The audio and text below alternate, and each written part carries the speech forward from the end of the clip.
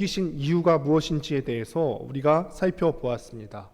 또 지난주 여호수아 14장을 다룬 이래로 우리가 꽤 많은 분량을 건너뛰어서 오늘 20장을 함께 살펴보았는데 그동안에 많은 일들이 일어났습니다. 먼저는 땅 분배를 시작을 하였는데 14장 이래로 모든 지파의 땅 분배가 다 완료가 되었습니다.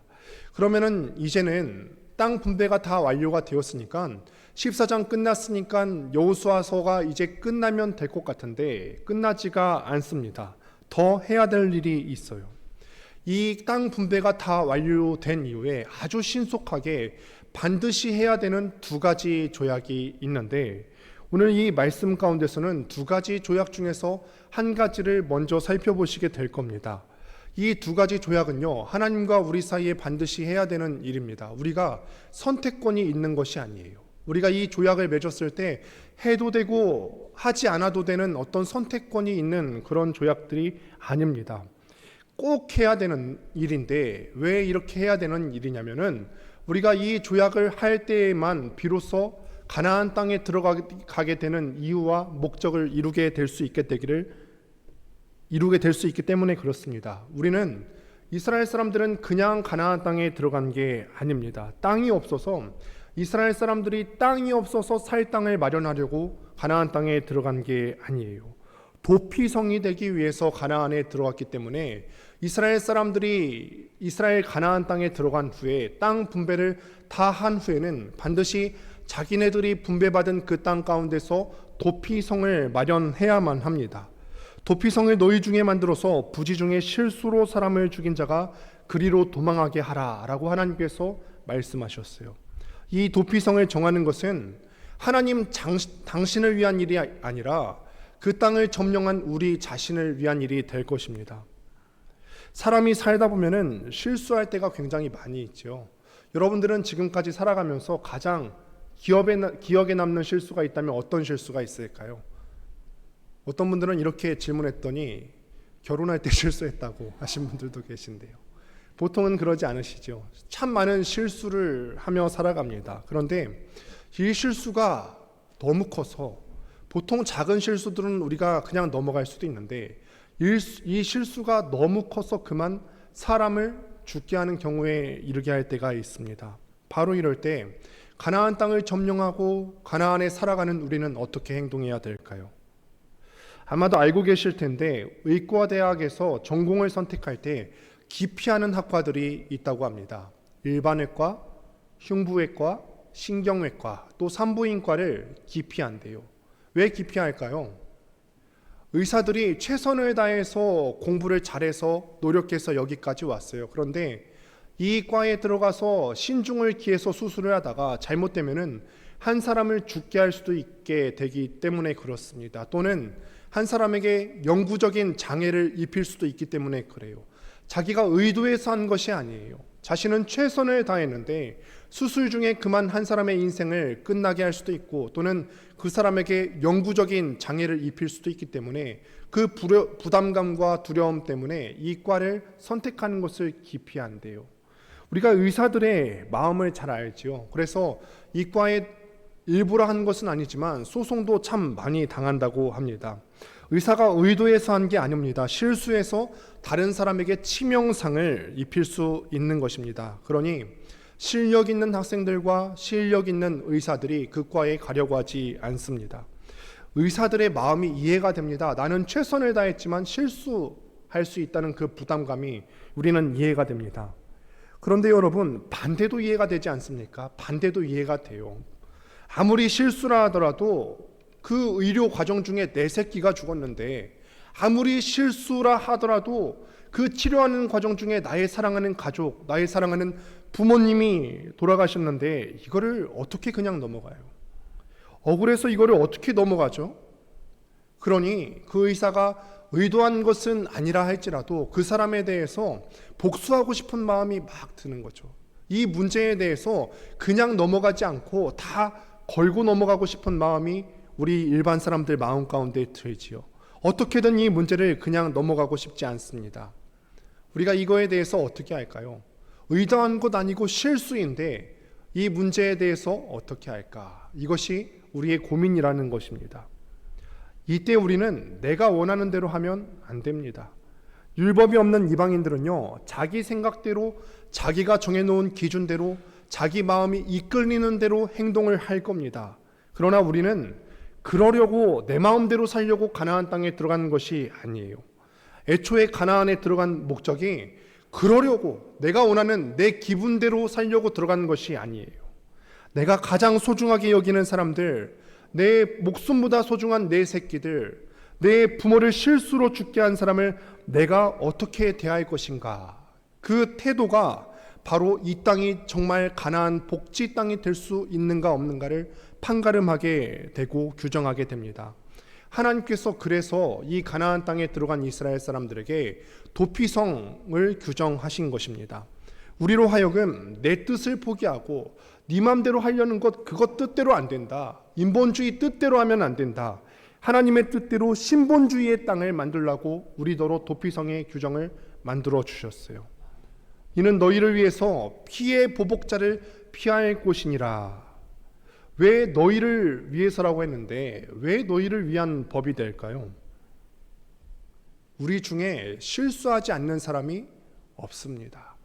실수하지 않는 분 혹시 계십니까? 한 주간만 범위를 좁혀놓고 봐도 전 인생에 걸쳐서 실수하지 않는다? 아니요. 한 주간만 범위를 좁혀놓고 봐도 이번 한 주 가운데 실수하지 않으신 분 없으실 거예요. 실수로 나온 말로 다른 사람 평생의 자존감에 금을 가게 할 수도 있고요.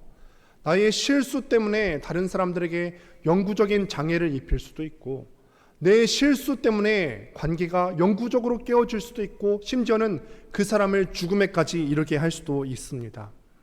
반대로 어떤 사람의 실수 때문에 내가 복수자의 입장에 설 때가 있기도 하죠. 그대로 두면요, 악순환은 계속해서 반복해서 일어나고 말 거예요. 내가 저 사람이 일부러 한 것은 아닌데 일부러 나한테 실수했을 때 보복하고 싶은 마음을 가지고 그 사람에게 복수하면은 그 사람은 또다시 나에 대해서 분한 마음이 들고 나에 대해서 복수하려 들 겁니다. 땅의 주인은 바뀌었는데, 가나안 땅의 주인은 가나안 족속들에서 이스라엘 족속으로 바뀌었는데, 그 땅에서 복수하고 피 흘리게 되는 것은 하나도 안 바뀌게 될 거라는 말이죠. 피해 복수자라는 표현을 했는데, 이 피해 복수자에 해당되는 사람들은 거의 대부분 다 가족들이에요.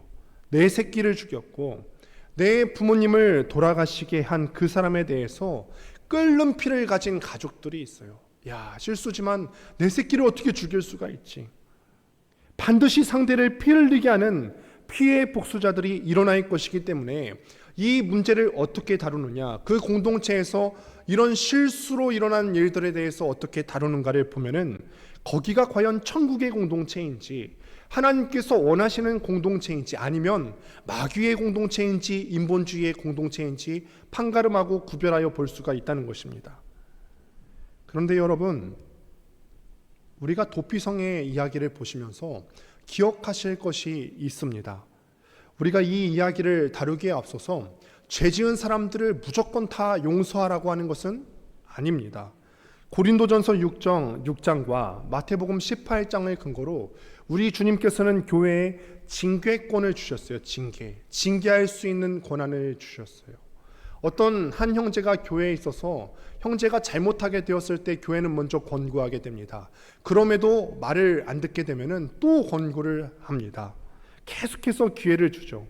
그래도 안 되면은 교회 앞에 이 사람의 잘못을 알리게 되고, 끝까지 회개하지 않거나 잘못을 고백하지 않거나 순종하지 않으면은 성경 말씀에 기록되기를 그는 이방인처럼 내치라, 이방인처럼 교회 밖으로 내쫓아내라.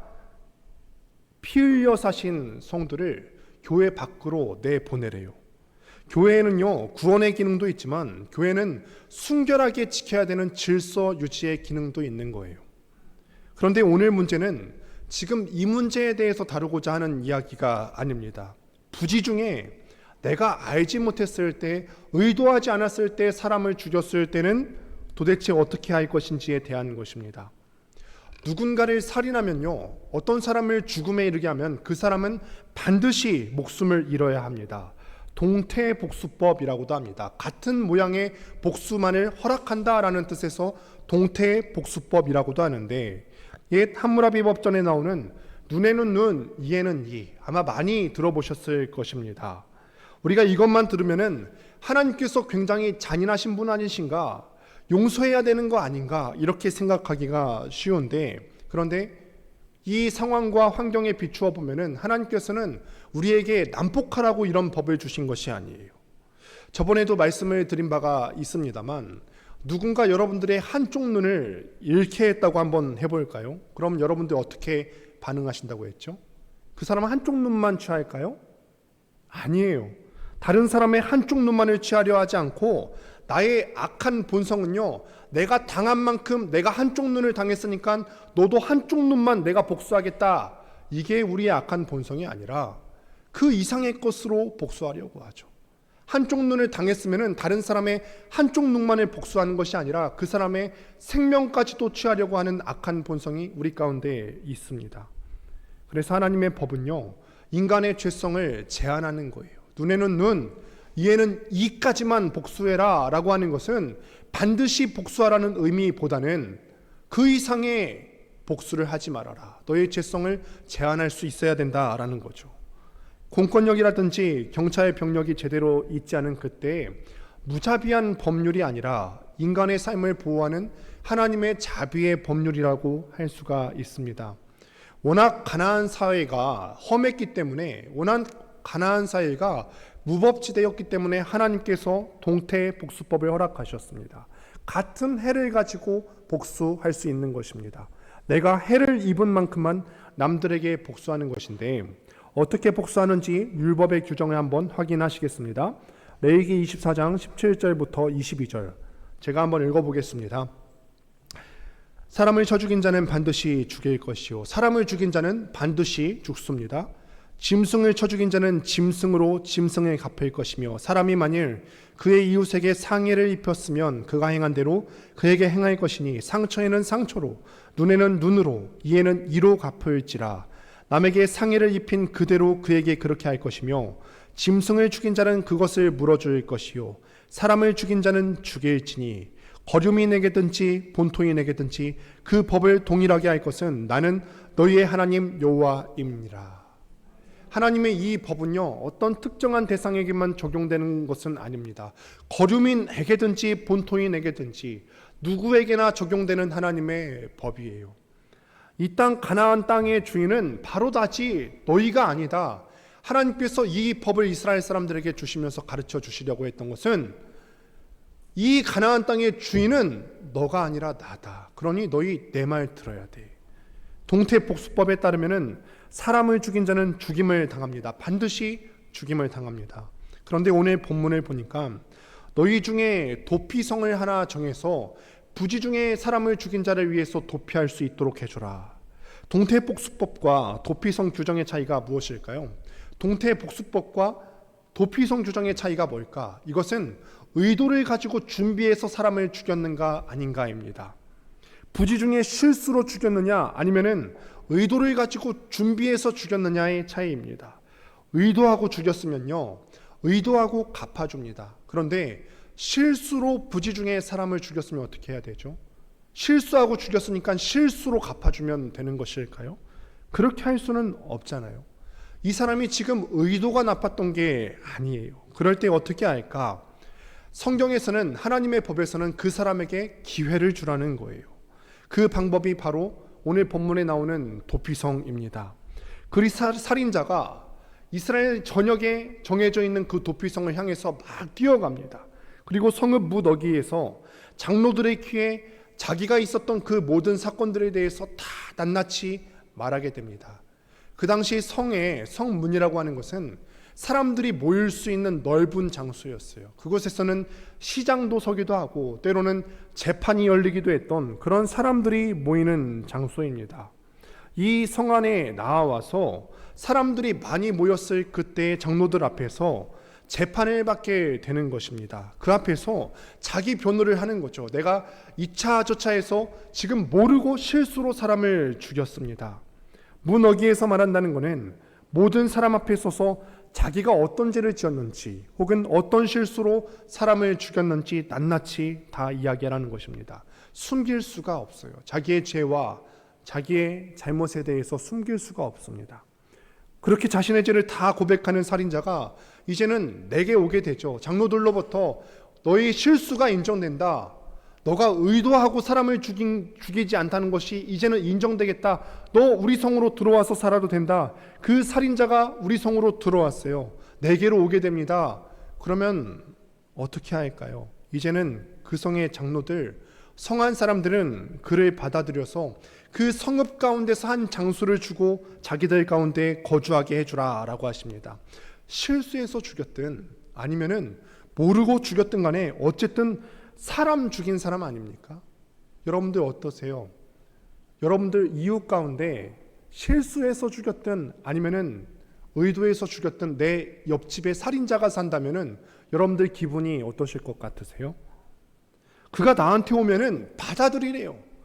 그 모르고 실수로 부지 중에 사람을 죽인 자가 이 성 안에 들어오면 받아들이라, 환대하라고 합니다. 이 이야기를 듣고 야, 내가 사람을 죽였구나. 네가 사람을 죽였구나. 그래, 실수로 죽인 거니까 내가 받아줄 수 있어. 내 이웃집에 이사를 오는데 그래, 실수로 죽였으니까 내가 받아줄 수 있지. 그렇게 한 곳을 주라고 합니다. 또 한번 생각해 보실까요? 지금 땅 분배받은 지가 얼마 안 됐어요. 지금 이 성은 내 땅이에요. 내가 개간해서 힘들게 얻은 내 농경지입니다. 내가 정리해서 집도 만들었어요. 그런데 생면부지의 사람이 사람을 죽이고 이 성 가운데 왔는데 그 사람한테 내가 갖고 있는 그 땅을 나누어서 주라고요? 이게 가능한 얘기입니까? 원래 이 땅에 살던 가나안 주민들에게는 불가능한 얘기입니다. 그러나 우리에게는 하나님께서 말씀하시기를 우리에게는 이게 가능해야 된다는 거죠. 그러려고 가나안 땅으로 하나님께서 우리를 인도하셨거든요. 그래서 가나안은 하나님이 주인이신 땅입니다. 내가 일구었다고 해서 내 마음대로 할 수가 없어요. 하나님께서 드리라고 하셨으면은 나는 내가 분배받은 그 땅 가운데 터전을 마련해주고 그 사람을 들을 수 있어야 되는 거예요. 그리고 그 가운데 거주하게 하랍니다. 내 곁을 내주라는 거예요. 여러분, 이거를 말씀 가운데 역사의 한 장면으로 보실 것이 아니라 교회로 한번 바라보셨으면 좋겠어요. 교회는 바로 이런 곳이어야 되죠.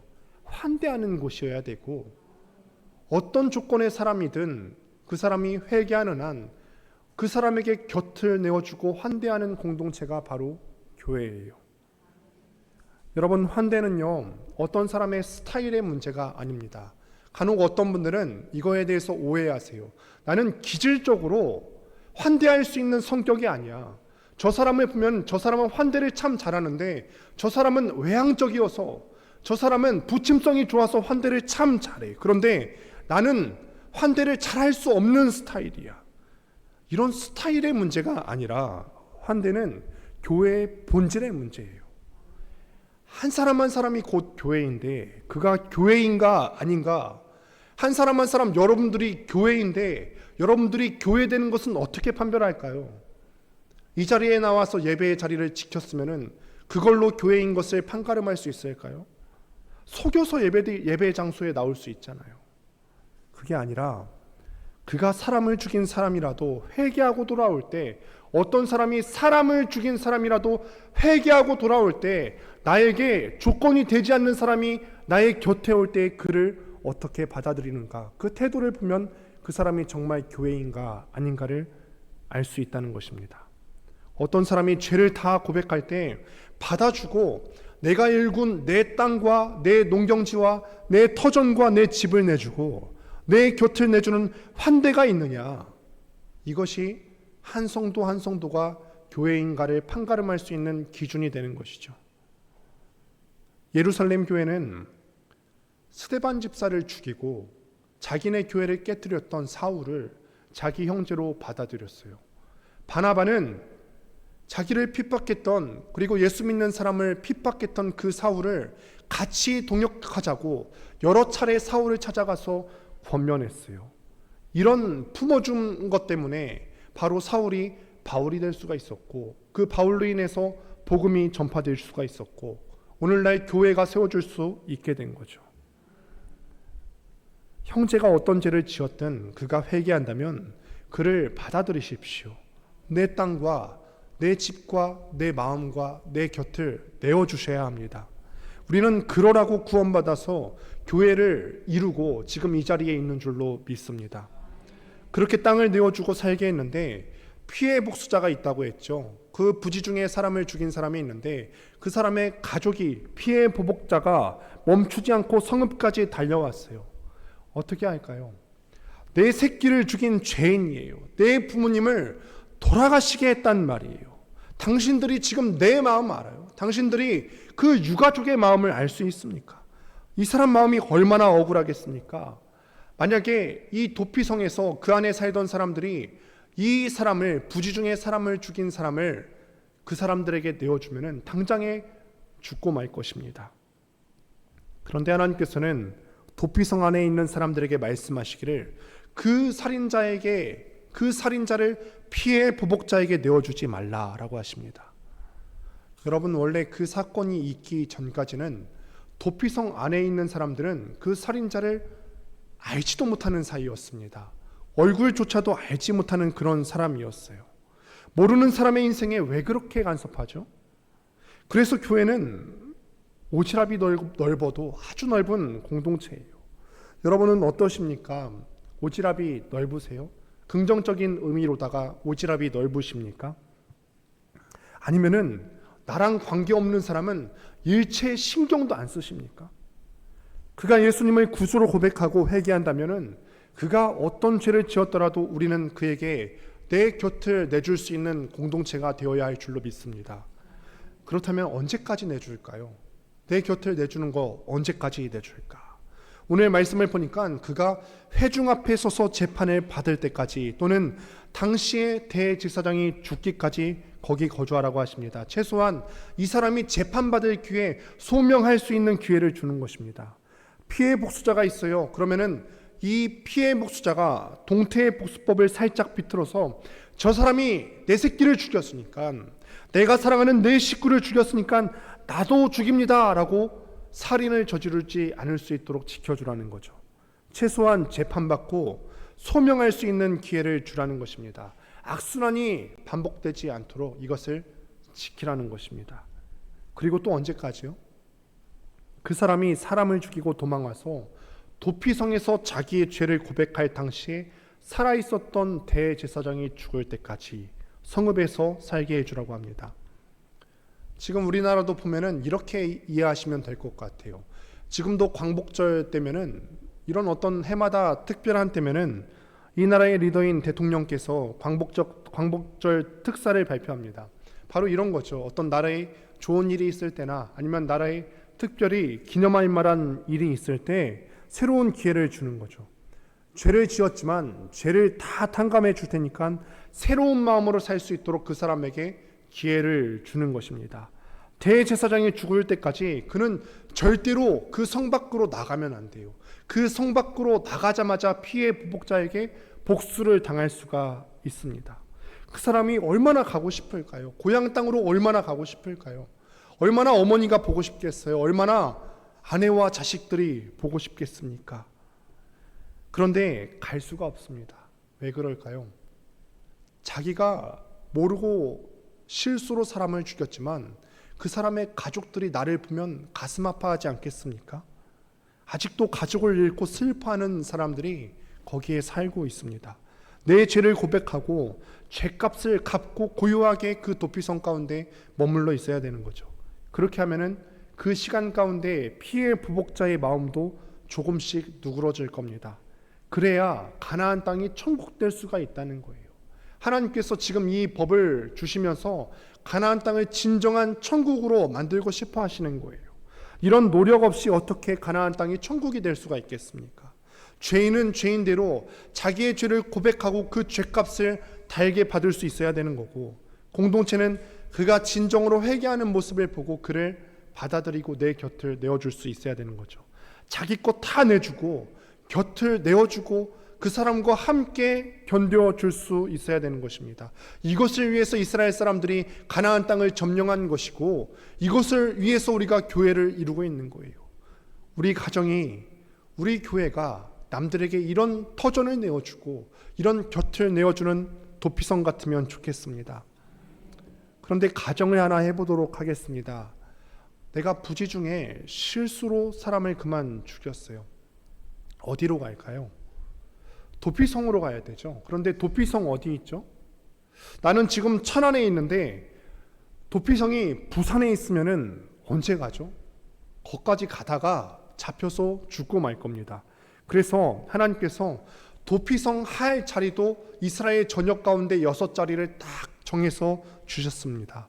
요단강 동편 쪽에 3도시를 주셨고, 또 요단강 서편 쪽에 3도시를 정해서 거리가 일정하게 만들어 주셨습니다. 한번 지도 확인해 보시도록 하겠습니다.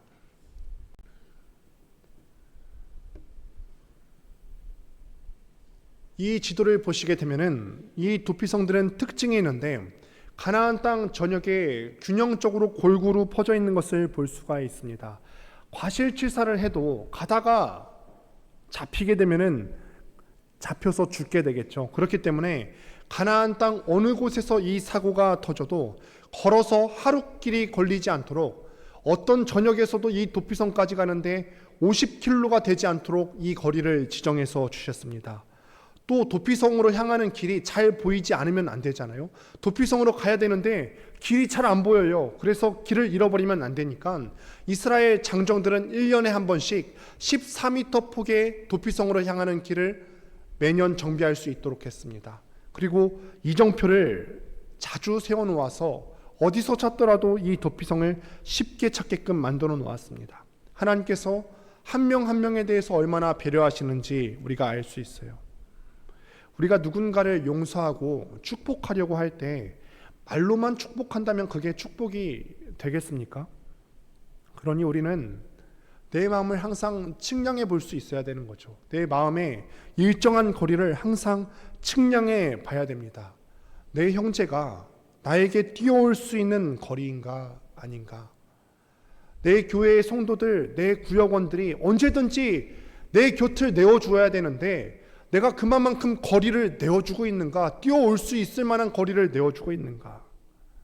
평생 날 위해 수고하신 부모님들이 노후를 어렵게 살아가시는데 이 아들한테, 이 사위한테, 이 딸과 며느리에게 부모님이 그의 노후를 맡기기 위해서 뛰어올 수 있는 거리인가 아닌가?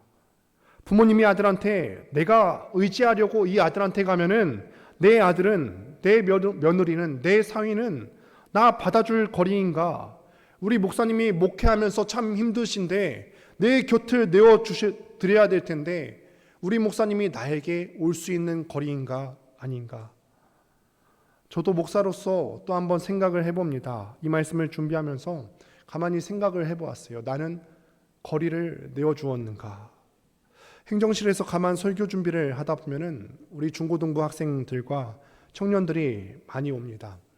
보통 이 설교 준비라고 하는 것이 저는 보통 수요 설교나 아니면 주일 오후 설교를 할 때 한 13시간에서 15시간 정도를 소요를 하는데, 설교 준비라는 게 한번 흐름이 끊기게 되면은 거기서부터 다시 이을 수 있는 게 아니에요. 다시 집중하고 마음을 가다듬기까지 꽤 오랜 시간이 걸립니다. 그래서 설교 준비에 집중할 때는 행정실에 들어올 때는 정중하게 자리를 비켜달라고 요청합니다. 그 외의 시간에는 우리 청년들이, 우리 학생들이 행정실에 들어오는 것이 항상 감사하고 반가워요. 왜냐하면 다른 교회들을 보면은, 다른 지체들은 교역자들을 어려워하는 학생들도 많이 있어요. 이 교역자들을 대할 때 곁을 내어주지 않기 때문에 이 목사들과 교역자들을 어려워하는 경우들이 많은데, 우리 학생들은 그렇지가 않은 거예요. 우리 중고등부 학생들 때로는 얼마나 힘들고 또 외로울까? 공부하느냐 또 얼마나 지치고 외로울까? 우리 청년들은 진로 생각하느냐고 얼마나 머리가 아플까? 우리 학생들이 행정실에 마음껏 올 수 있게 만들어줘야지. 그렇게 거리를 줘야만 우리 교회가 천국 되는 거죠. 그래서 늘 사랑과 구원은 정량화되어 있어야 되는 거죠. 거리를 일정하게 만들어줘야 되는 것입니다. 그래서 누구든지 언제든지 내가 곁을 내어줄 때 언제든지 나한테 뛰어올 수 있게 해줘야 되는 거죠.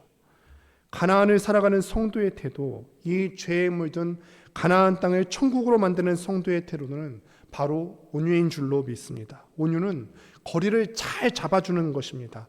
내 곁을 상대방에게 얼마든지 내어주는 것입니다. 나를 꺾어버리는 것입니다. 우리가 그렇게 생각할 수 있어요. 실수했다고는 하지만 저 사람 죽인 거는 마찬가지지 않나? 저 사람 실수했다고는 하지만 꽤 크게 실수한 거 아닌가?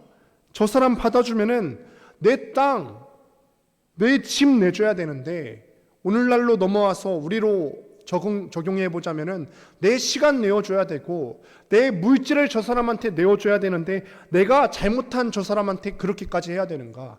내가 실수한 저 사람한테 그렇게까지 해야 돼? 그런데 그 마음을 꺾는 것이 온유인데 그렇게 하실 준비가 되셨습니까? 우리가 그렇게 해야만 하는 명확한 이유가 있습니다. 이거는 주님께서 우리에게 권유하신 것이 아니라고 시작하면서 말씀하셨어요. 이것은 반드시 해야 되는 일이라고 말씀을 드렸어요. 그렇게 하는 명백한 이유가 있는데 그 이유는 주님께서 먼저 우리더러 도피성에 피하게 하셨기 때문에 그렇습니다. 여러분 한번 생각해 보시도록 하겠습니다. 우리 중에 누가 조건에 맞기 때문에 합당해서 천국에 갈 수 있는 사람이 있습니까? 오늘 이 시간에 우리가 어떤 흠도 없고 성결하기 때문에 이 예배 자리 가운데 나오신 분이 계십니까? 용납되었기 때문에 우리가 먼저 주님으로부터 용납되었기 때문에 우리 주님께서 우리는 흠이 많고 실수가 많은 사람인데 우리같이 흠 많은 사람들에게 곁을 내어주었기 때문에 우리가 지금 여기에 있을 수 있는 거 아닙니까? 말씀 한번 확인하시죠. 히브리서 13장 12절 13절 말씀입니다. 다 같이 한번 읽도록 하겠습니다. 시작. 그러므로 예수도 자기 피로써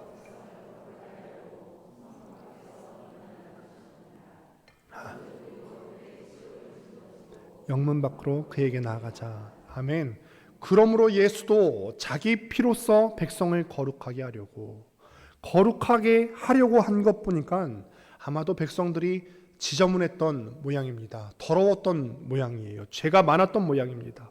성문 밖에서 고난을 받으셨느니라. 그 지저분한 백성들의 죄를 짊어지시기 위해서, 그 지저분한 백성들의 피난처가 되어주시기 위해서 우리 주님께서 고난을 받으셨어요. 그런즉 우리도 그의 치욕을 짊어지고, 그가 어떻게 십자가에서 고난을 받으셨는지 우리가 다 알 수는 없지만 그래도 그 심정은 이해할 수가 있습니다. 우리가 예수 그리스도의 그 심정을 알기 때문에 우리도 그의 치욕을 짊어지고 영문 밖으로 그에게 나아가자. 우리 주님께서 문 밖으로 십자가의 치욕을 지고 나가주셨기 때문에 그가 허락하신 가나안을 살아가고 있는 우리도 동일하게 나의 지체들에게 아웃사이드로 나아가는 것입니다. 여기서 아주 중요한 차이를 한 가지 발견을 하게 되는데요. 구약시대 도피성은 땅이 정해져 있습니다. 도피성이 그 죄인에게 찾아오는 것이 아니라 죄를 지은 사람이 그 도피성을 찾아서 가야만 하죠. 그런데 도피성이 되어주신 우리 주님께서는 우리더러 뛰어오라고 하지 않으셨어요. 당신이 성문 밖으로 나가주셨습니다. 이 성문 밖에 뭐가 있죠? 당시 성문 밖에는요, 율법에 정한 규례에 어긋난 사람들이 쫓겨나는 곳이고 또 성 안에 있는 모든 분변들과 똥들과 더러운 것들이 다 버려지는 그 밖이죠. 그런데 그곳으로 도피성 되신 예수님께서 십자가를 지고 나가주셨습니다. 달리 말하면 우리가 주님께로 간 것이 아니라 이 지저분한 인생에게 주님께서 와주셔서 내가 도피성에 안기게 되었던 거죠. 우리가 타인을 용납하지 못하는 이유는 한 가지입니다. 변명하려고 하시면 안 됩니다. 우리가 교회 안에서 다른 사람에게 내 곁을 내어주지 않는 이유는 다른 이유가 있는 게 아니에요. 내가 성격이 이래서 나는 성격이 내향적이기 때문에 변명하시면 안 됩니다. 변명이에요. 우리는 내가 먼저 용서받고 도피성에 살 수 있게 해주신 은혜를 망각했기 때문에 그런 거지 다른 것에서 변명하려 하시면 안 돼요. 새 가족이 왔는데 새 가족을 받아들일 수가 없어요. 나는 성격이 내성적이기 때문에 변명이라니까요. 은혜를 모르는 거예요. 내게 찾아와 주신 나의 주님을 생각하면서 내 용서를 구하는, 잘못했다고 말하는 그 사람에게 곁을 내어줄 수 있는 우리가 되었으면 좋겠습니다. 그래서 내 가정과 교회가 천국으로 바뀌는 은혜를 경험할 수 있게 되기를 바랍니다. 말씀을 맺습니다.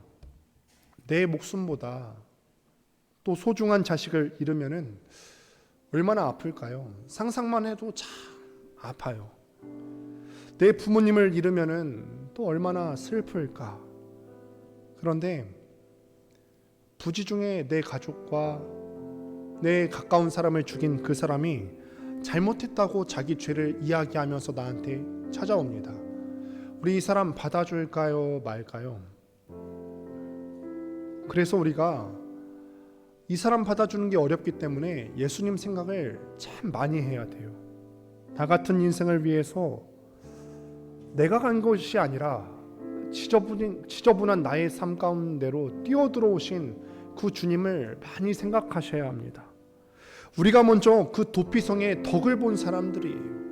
우리가 남들에게 도피성이 되어줘야 되는 이유는 내가 성격이 외향적이기 때문에 그런 것이 아니라 도피성의 은혜를 먼저 경험했기 때문에 그렇습니다. 우리가 이것을 기억하면서 살면서 한 번이라도 도피성의 역할을 하다가 천국에 이를 수 있는 우리가 될 수 있게 되기를 주님의 이름으로 축원드립니다. 우리 이 시간에 이 말씀을 기억하면서 찬양한 곡 같이 하도록 할 텐데